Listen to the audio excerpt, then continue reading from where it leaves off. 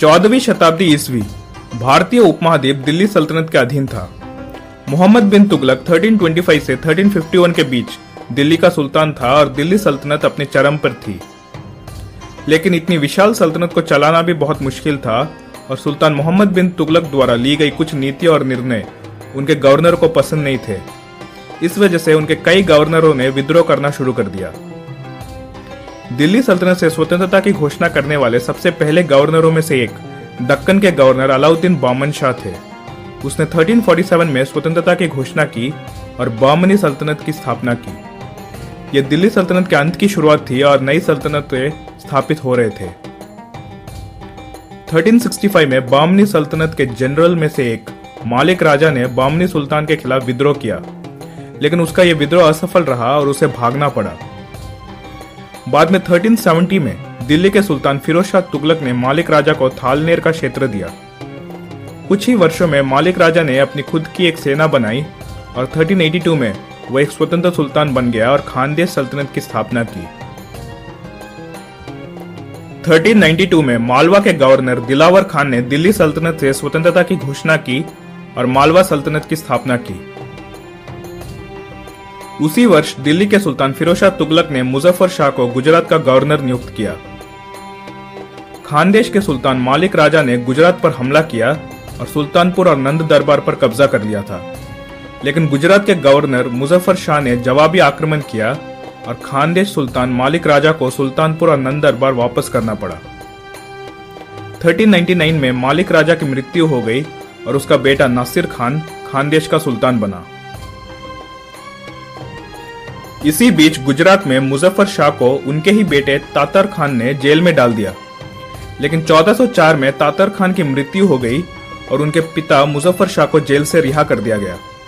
मुजफ्फर शाह ने 1407 में दिल्ली सल्तनत से स्वतंत्रता की घोषणा की और गुजरात सल्तनत की स्थापना की। वो उसका पहला सुल्तान बना और मुजफ्फरिद वंश की स्थापना हुई। 1411 में मुजफ्फर शाह की मृत्यु हो गई और उसका पोता अहमद शाह गुजरात का सुल्तान बना।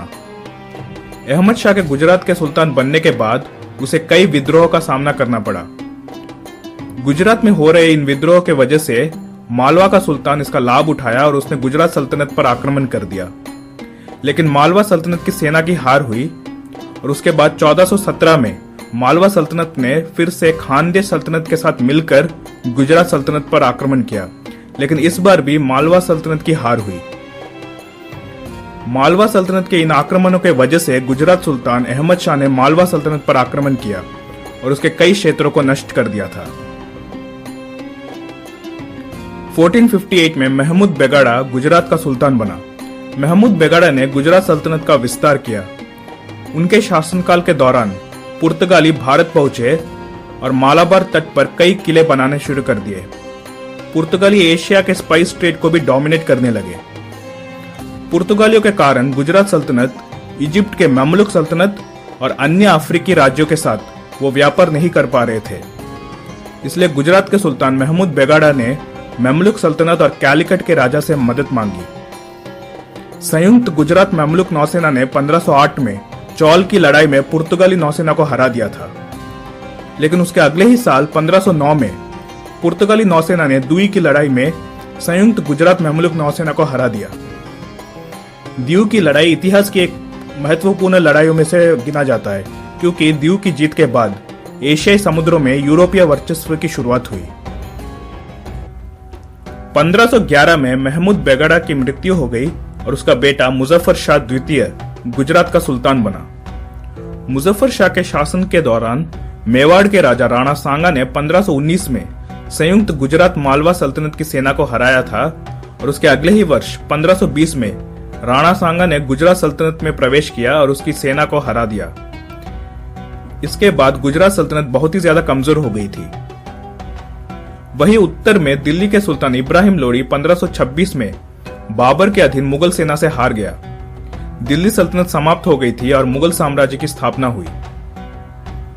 1527 में बहादुर शाह गुजरात का सुल्तान बना। 1531 में पुर्तगालियों ने द्वीप पर कब्जा करने की कोशिश की, लेकिन गुजरात और ऑटोमन नौसेना से हार गए। हालांकि मुगल आक्रमण के डर से गुजरात के सुल्तान बहादुर शाह ने पुर्तगालियों के साथ गठबंधन किया। बहादुर शाह ने पुर्तगालियों को बॉम्बे, बैसिन, दमन और द्वीप दे दिया और उसके बाद पुर्तगालियों ने द्वीप पर एक किला भी बनवाया।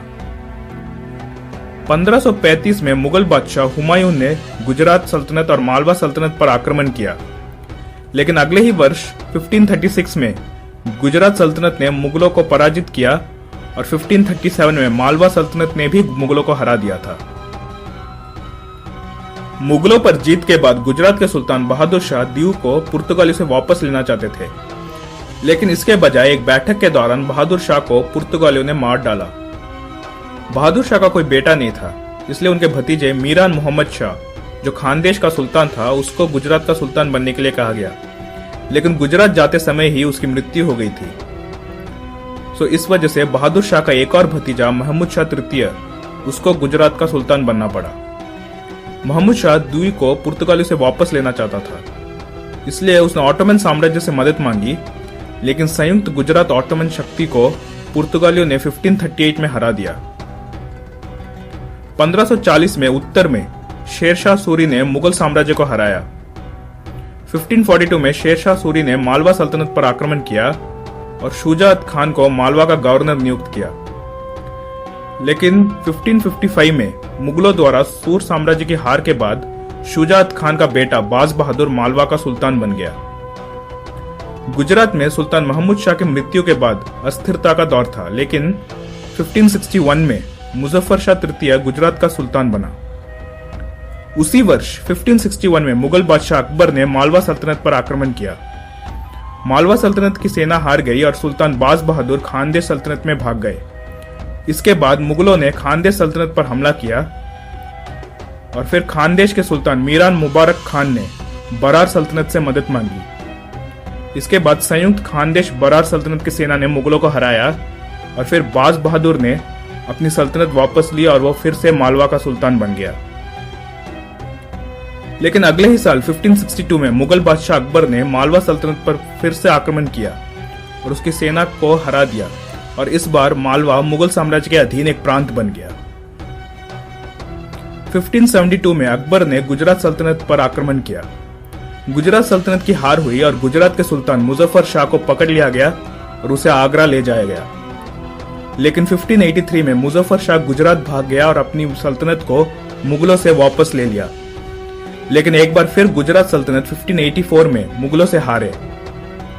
मुजफ्फर शाह नवानगर राज्य में भाग गया और कतियावाड़ राज्यों से मदद मांगी।